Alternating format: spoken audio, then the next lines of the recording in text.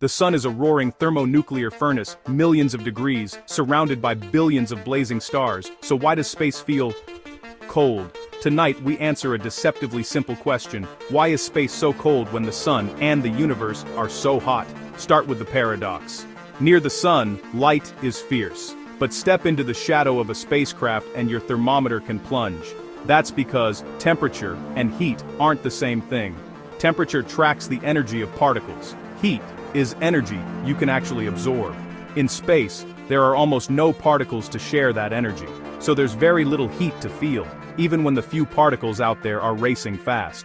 On Earth, you warm up by conduction and convection, air, and surfaces bumping energy into you. In vacuum, there's no air to carry heat, no contact to conduct it.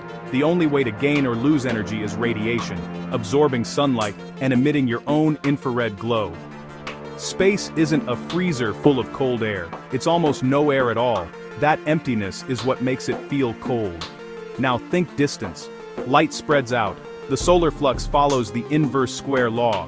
Double your distance from the sun, and the intensity drops to a quarter. Farther out, objects receive far less energy to warm up, unless they're dark and absorbent, and even then, they must still re-radiate heat away. An object in space reaches a radiative equilibrium. Energy in from sunlight equals energy out as infrared. That balance depends on albedo, how much light it reflects, and emissivity, how effectively it radiates heat. Paint something black, it absorbs more and warms. Make it shiny, it reflects more and stays cooler.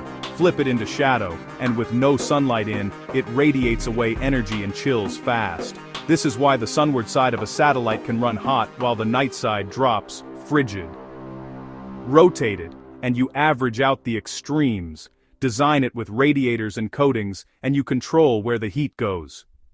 In deep shade, there's also a cosmic floor, the CMB, the cosmic microwave background, relic radiation at about 2.7 Kelvin, just a few degrees above absolute zero.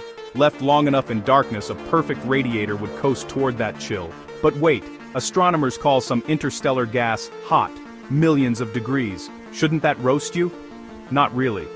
The temperature is the average kinetic energy per particle, and there are almost no particles. Each one is speedy, but the total heat content is tiny. You could be surrounded by hot plasma and barely gain any energy at all.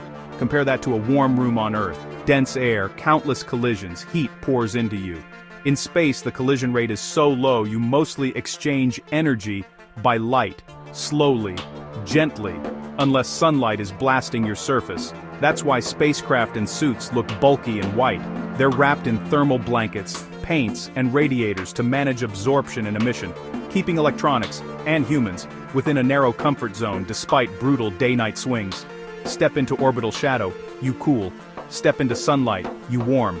The vacuum doesn't freeze you, the radiation balance does. So why don't billions of stars heat space like a cosmic sauna? Most stars are incredibly far away. Their light occupies tiny patches of the sky, and the universe is expanding. Distant starlight is redshifted, its energy stretched. So the background glow we receive is faint. Olbers's puzzle once asked why the night sky isn't ablaze.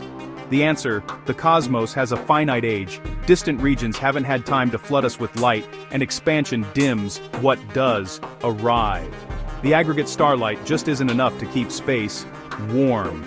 Meanwhile, every object still radiates its own heat away. Without air to stop that infrared leap, surfaces shed energy to the black sky with ruthless efficiency. Engineers exploit this.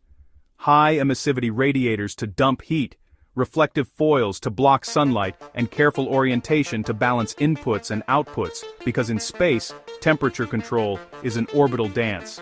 Astronauts feel those extremes too. Visors gold-coated to reflect glare, layers that insulate and regulate, and suit radiators to carry waste heat away without air. All of it comes back to the vacuum. No conduction, no convection, only radiation in and radiation out. Change distance, albedo, or emissivity, and you change the balance point. The equilibrium temperature shifts. Park far from any star, sit in shadow, and the CMB's 2.7K glow becomes the dim hearth of the universe. Drift closer to a sun, absorb more light, warm up, until your infrared emission catches up again. Balance restored, and across missions we design for both extremes. Because space can cook, and chill, often within minutes. Here's a mental model. Imagine floating as a black stone.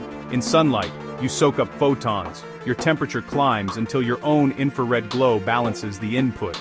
Slip behind a planet into night, your glow continues but the input stops, you cool quickly. Change the paint, brighten your albedo, and you run cooler in sun. Change emissivity, make your radiator better, and you dump heat faster in shadow.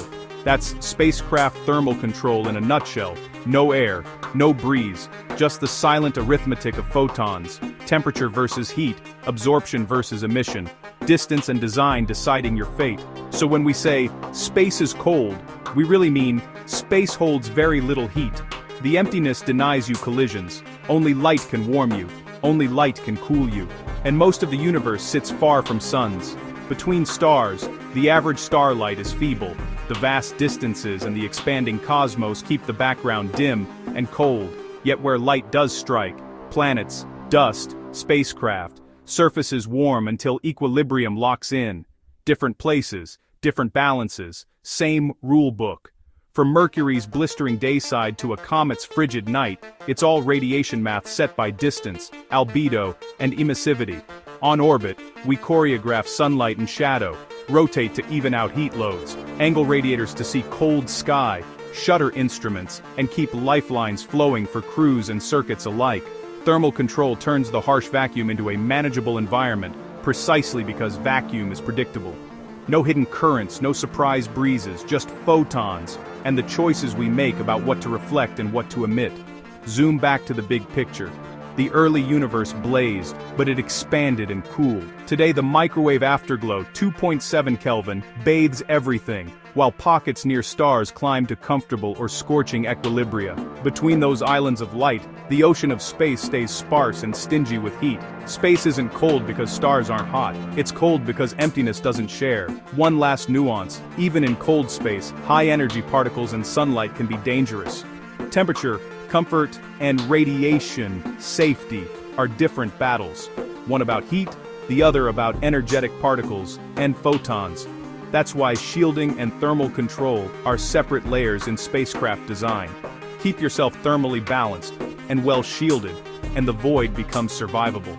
Put it all together. Inverse square sunlight sets the input, albedo and emissivity set the balance, vacuum removes conduction and convection, and the CMB sets a faint, universal floor. Astronauts and satellites ride between searing light and deep shade, never room temperature by default, only the temperature they engineer.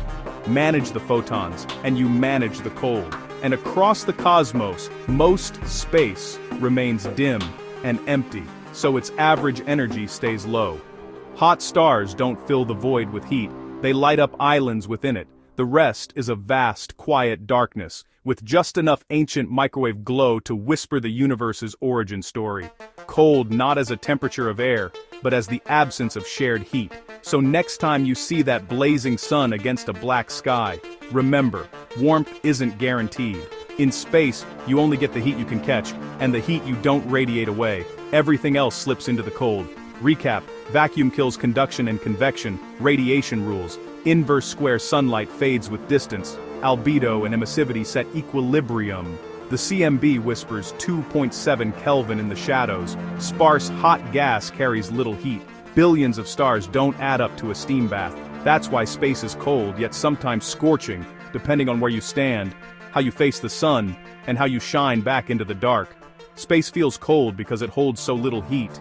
Manage the light, and you master the chill. Keep wondering, keep looking up, stay curious.